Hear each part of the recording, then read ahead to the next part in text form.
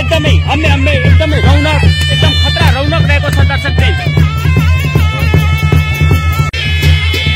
धर्म रक्षापी रक्षाता दर्शक प्रेम अहिले गुल्मी जिल्लाको रुरु क्षेत्र गाउँपालिका वार्ड नम्बर 5 मा रहेको मिनामकोट देवीस्थान मन्दिर प्राङ्गणबाट यो भिडियो सम्पादन गरिरहेको छु।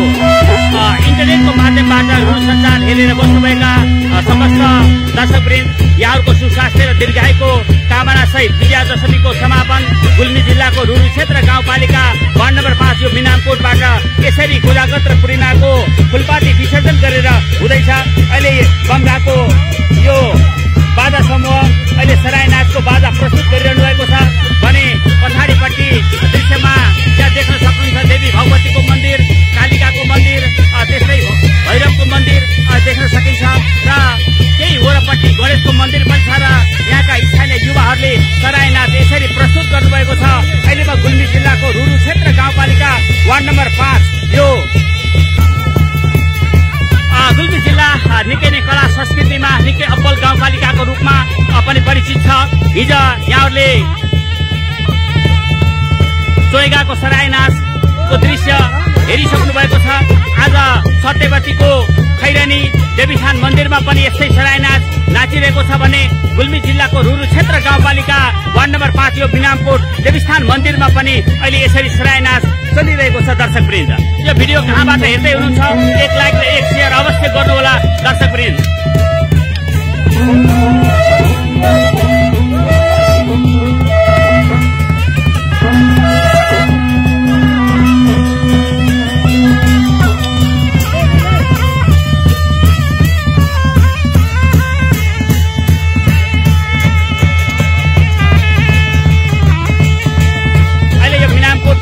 देवीस्थान मन्दिर प्राङ्गण श्रद्धालु भक्तजनहरूको बाक्लो उपस्थितिले भरिभराउ रहेको छ दर्शकवृन्द।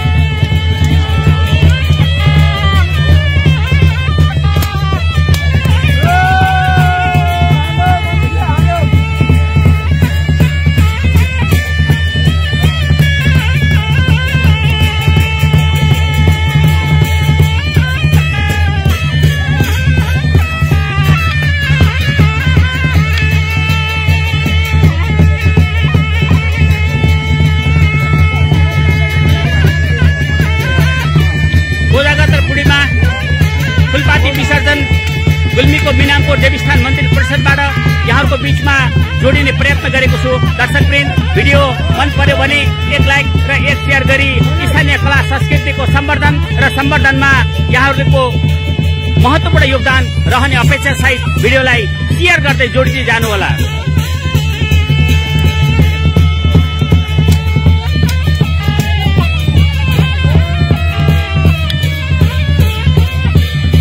केही समयपछि फुलपाती विसर्जनको दृश्य पनि यहाँहरूको बीचमा लिएर आउने नै छु।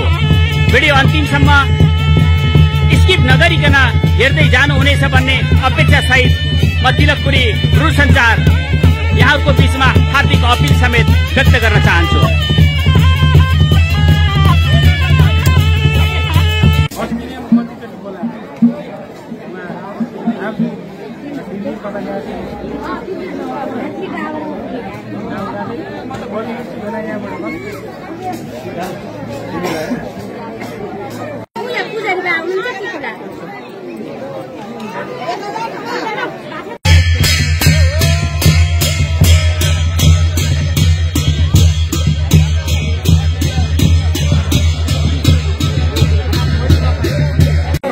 उता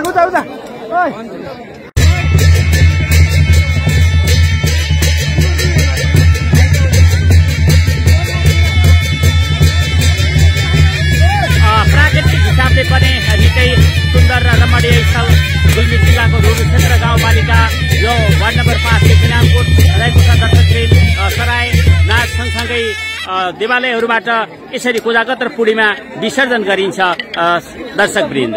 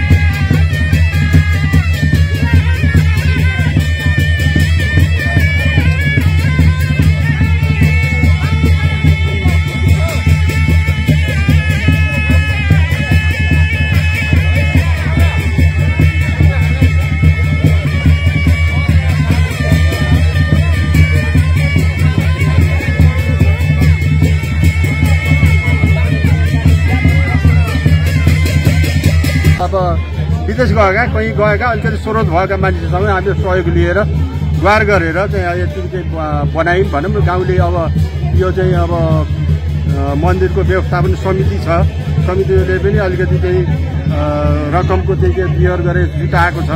त्यही जुटाएर हेरेर चाहिँ जसरी भए पनि बनाउँला। अझ सरकारी निकायबाट कहीँबाट पनि सहयोग भएन होइन, हजुर, वार्डबाट भएन, गाउँपालिका भएन, यो स्थानीयको पहलमा हामीले यतिको चाहिँ यहाँसम्म बनायो। अरू बनाउन व्यवस्थित गर्न अहिले धेरै बाँकी छ। र यी पौवामा अहिले चाहिँ उसमा चाहिँ गाउँपालिका एउटा पौवा ट्रस्ट भन्ने चाहिँ यो ट्रस्ट चाहिँ बनिएको छ होइन, ट्रस्ट भन्ने परेको थियो 2 लाख रुपियाँ जम्मा। हजुर, 2 लाख रुपियाँ पुगेन। अनि चाहिँ हामीले चाहिँ फेरि त्यो ट्रस्ट राख्ने ठाउँ भएन एक त पहिला। हजुर, त्यहाँबाट हामीले पहिला चन्द्रभण्डारीसँग पनि हामीले माग गरेका थियौँ। यहाँ पहिलो मन्दिर यो 2टा मन्दिर 73 सालमा चाहिँ निर्माण गरियो, भगवती र कालिकाको। भगवती र कालिकाको मन्दिर। हजुर, त्यतिखेर चन्द्रभण्डारीजीलाई चाहिँ लिएर सांसद ल्याएर त्यहाँ उद्घाटन गराइयो। अनि चाहिँ ल यो मन्दिरको लागि चाहिँ हामीले यति सहयोग गर्नेछौँ, यहाँ एउटा चाहिँ पौवा बनाउने हामी प्रस्ताव राखियो। पौवाको लागि बजेट चाहिँ मैले पठाइदिन्छु, जुटाइदिन्छु भन्नु हो। अनि खै त्यहाँबाट पनि चाहिँ के भएन। यति चाहिँ फाउन्डेसन गर्नलाई जग राख्नको लागि अब 2 लाख रुपियाँ दिनुभएको थियो। त्यसले हामीले जग राखेका थियौँ। र अरू पैसा चाहिँ आउँछ भन्दा भन्दै पनि पैसा आएन। र हामीले अब यतिकै राख्नु भन्दाखेरि के गर्ने, अब हाम्रो उपाय त छैन। यो हजुरसँग म यो मन्दिर व्यवस्थापन समितिको अध्यक्षको रूपमा पनि लामो समयसम्म विगतदेखि नै यही कार्यरत हुनुहुन्छ, जिम्मेवारीमा हुनुहुन्छ होइन। यो गुल्मी जिल्लाको रुरु क्षेत्र गाउँपालिका वार्ड नम्बर 5 यो मिनामकोट सौरी देउराली भनेर पनि निकै प्रचलित ठाउँ पनि हो। विगतमा सराय नाच लगायत यहाँको सम्पदा लोप हुने अवस्थामा पनि नपुगेको होइन। पछिल्लो समय स्थानीय युवाहरूको जोस जागर र तपाईँहरू जतिको चाहिँ समितिमा जिम्मेवार व्यक्तिहरूको चाहिँ सक्रियताको साथमा अहिले हाम्रो कला संस्कृति जुरुक्क उठ्न सफल भएको छ। र यो सराय नाचमा पनि लगभग 100औं हजारौंको संख्यामा चाहिँ दर्शनार्थीहरूको उपस्थिति भएको छ। यो एउटा सुखद पक्षको रूपमा यसलाई हेर्न सकिन्छ कि सकिन्न? सकिन्छ। जसरी हामीले यहाँ पहिला पनि अब पुरानै अब लगभग चाहिँ हामीले जान्दाखेरिको 2030 सालदेखि म चाहिँ यहाँ अलिअलि चाहिँ बुझ्छु छु होइन। हजुर, त्यसपछि चाहिँ अब मन्दिर त्यस्तो व्यवस्थित थिएन, खरको छानो थियो यहाँ। खरको छानोबाट अहिले कङ्क्रिट भवनसम्म बनाउन सफल हुनु भएको छ मन्दिरहरू। हामीले यो पहलबाट गरेको, कसैले चाहिँ कुनै निकायबाट पैसा परेको छैन यहाँ। हजुर, अझै यो ठाउँलाई अझै परिष्कृत बनाउँदै लिएर जानको लागि यो ठाउँमा अरू विकासका पूर्वाधारहरू के गर्नुपर्ने जस्तो यहाँको अनुभूति छ? विकासको पूर्वाधार गर्न त अब चाहिँ यहाँ कम्पाउन्ड चाहिँ अब यहाँ मन्दिर चाहिँ लगभग गणेशको मन्दिर बनायो, कृष्णको बनाइयो, गणेशको बनाइयो। अब चाहिँ अलि यहाँ चाहिँ एउटा वरिपरिबाट कम्पाउन्ड होइन, कम्पाउन्ड हेर्नको लागि कम्पाउन्ड रेलिङ चाहिँ गर्ने चाहिँ के अरे यहाँ आवश्यक देखिएको छ। किनभने मन्दिर सुरक्षितको लागि हजुर गर्ने देखिएको छ। त्यहाँबाट चाहिँ बजेट अब कसरी के हो भन्ने कुरा हामीले चाहिँ अब जुटाउने कोसिस त गरौँला। तर चाहिँ आश्रय त्यति छैन। यो पुरानै अहिलेकै चाहिँ मन्दिर चाहिँ निर्माण गर्दाखेरि जो हाम्रो चाहिँ 4-5 लाख रुपियाँ ऋण छ, हजुर ऋण छ, त्यो पनि कसरी ऋण चाहिँ के अरेबाट चाहिँ चुक्ता हुने हो गर्ने हो भन्ने कुरा चाहिँ यहाँ काम गरेकाहरूलाई चाहिँ मिस्त्रीहरूलाई पैसा तिर्न छ, सामान मेटेरियल लिएको ठाउँमा तिर्न छ। कसरी चाहिँ हामीले यो चाहिँ के अरे हरिसाब चाहिँ प्रस्तुत गर्ने भन्ने चाहिँ हामीलाई चाहिँ अलिकति तनाव छ। हजुर, तैपनि लगानी होइन, लगानी लगाउनु भएको छ। हाम्रो स्थानीय कला संस्कृतिको संरक्षण र सम्वर्धन गर्ने उद्देश्यको साथमा यसरी एउटा आँटेर काम गर्नु भएको छ। सम्बन्धित पालिका वार्डले पनि यो कार्यक्रमलाई केही न केही सपोर्ट अवश्य गर्नुहुनेछ भन्ने अपेक्षा पनि गर्दै छोटो समय संवादबाट म ओझेल पर्न चाहन्छु। जाँदै हजुरको शुभ नाम पनि बताइदिनुहोस् न। मेरो भीमबहादुर सारू, वार्ड नम्बर 5 मिनामकोट होइन, मन्दिर व्यवस्थापन समितिको अध्यक्षको रूपमा चाहिँ कार्यरत हुनुहुन्छ। 50 सालदेखि म चाहिँ अध्यक्षमा चाहिँ कार्यरत छु। यो मन्दिरलाई आगामी दिनहरूमा अझै परिष्कृत बनाउँदै होइन, यो ठाउँलाई एउटा नमुना पर्यटकीय स्थलको रूपमा विकास गर्नको लागि पनि निश्चय पनि यहाँका स्थानीयहरू जुरुक्क जुट्नु हुनेछ।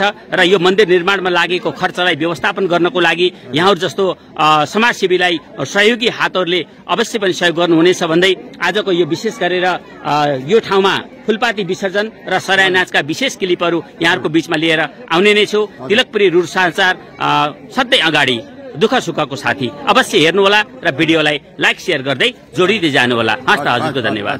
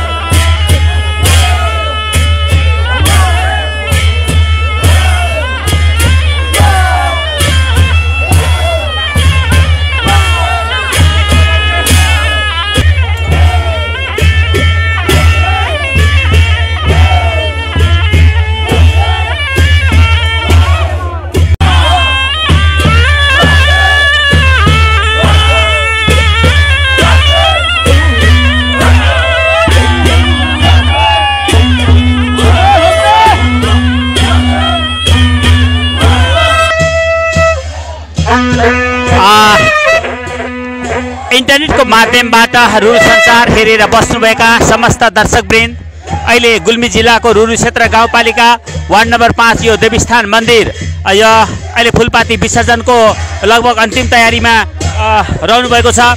फुलपाती विसर्जन गर्नको लागि यहाँका स्थानीय युवाहरू यसरी फुलपाती लिएर मन्दिर परिक्रमा गरिसकेपछि पोखरीमा विधिवत रूपबाट फुलपाती विसर्जन गर्ने कार्यक्रम रहन्छ। दर्शकवृन्द,